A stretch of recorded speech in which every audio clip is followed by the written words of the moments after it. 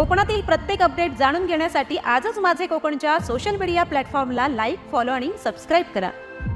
मुंबई गोवा राष्ट्रीय महामार्गावरील कॉन्क्रीट रस्त्याच्या गुणवत्तेबाबत गंभीर प्रश्न उपस्थित करणारी घटना रत्नागिरी जिल्ह्यात समोर आलेली आहे।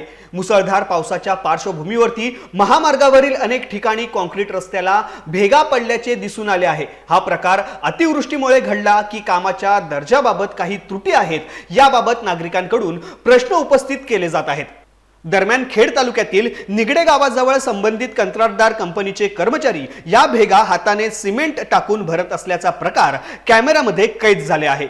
या घटनेनंतर महामार्गाच्या गुणवत्तेबाबत आणि देखभालीच्या परिस्थितीबाबत नागरिकांनी तीव्र नाराजी व्यक्त केली आहे। या प्रकरणाची सखोल चौकशी करून आवश्यक ती कार्यवाही करण्यात यावी अशी मागणी देखील स्थानिकांकडून केली जात आहे। या संबंधित आढावा घेतला आहे आमचे प्रतिनिधी बाळू सनगरे यांनी। पाहूयात। नमस्कार, आज आपण आहोत राष्ट्रीय महामार्ग मुंबई गोवा महामार्ग। गेली 17 वर्ष रखडलेला हा कोकणकरांचा महामार्ग, मृत्यूचा महामार्ग म्हणून आपण याकडे पाहिलेला आहे। दिवसागणित अनेकांचा जीव घेणारा हा राष्ट्रीय महामार्ग बनला कसा आणि या महामार्गावर पुन्हा एकदा मलमपट्टी कशी केली जाते याचा प्रकार अतिशय भयानक आणि धक्कादायक वास्तव तुमच्या समोर आम्ही घेऊन येत आहोत। कोकणामध्ये सध्या भरमसाठ पाऊस पडतो आहे। या पावसामध्ये महामार्गावर पाणी येणं असेल, महामार्गावरती माती येणं असेल, अनेक गोष्टी आपण पाहिल्या।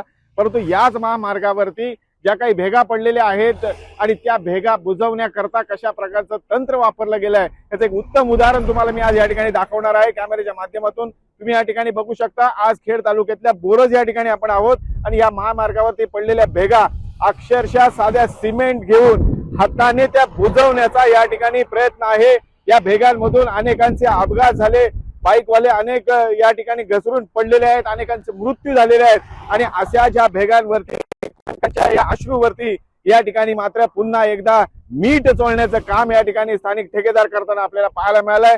नुकतंच या ठिकाणी एक काम चालू होतं, अक्षरशः हाताने 5-10 रुपयाच्या सिमेंटने या भेगा बुजवण्याचं राष्ट्रीय महामार्गावरचं काम आपण या ठिकाणी पाहिलेलं आहे। माझ्या मागच्या बाजूला तुम्ही बघाल तर या ठिकाणी ही गाडी आहे, या गाडीमध्ये हे काही कामगार लोक आहेत आणि आम्हाला पाहतात आता मात्र त्यांनी हा काचाकुचा सगळा बंद केलेला आहे। परंतु हे भयान वास्तव आज राष्ट्रीय महामार्गावरती पाहायला मिळतोय। जो 17 वर्ष कोकणकरांच्या जीवाशी खेळणारा हा राष्ट्रीय महामार्ग आणि ह्याच्यावर काम करणाऱ्या या ठेकेदारांना आता मात्र कोकणकर जाब विचारू लागलेत। परंतु याकडे मात्र प्रशासन कशा प्रकारे बघतो, या ठेकेदाराला काय शिक्षा होऊ शकते, कारण अशा प्रकारच्या या कोकणकरांच्या जीवाशी खेळणारा हा महामार्ग आणि त्याच्यावरती हे केले जाणारे ठेकेदारांकडून ही मलमपट्टी आता मात्र या ठिकाणी प्रशासनासमोर मोठं आव्हान असणार आहे।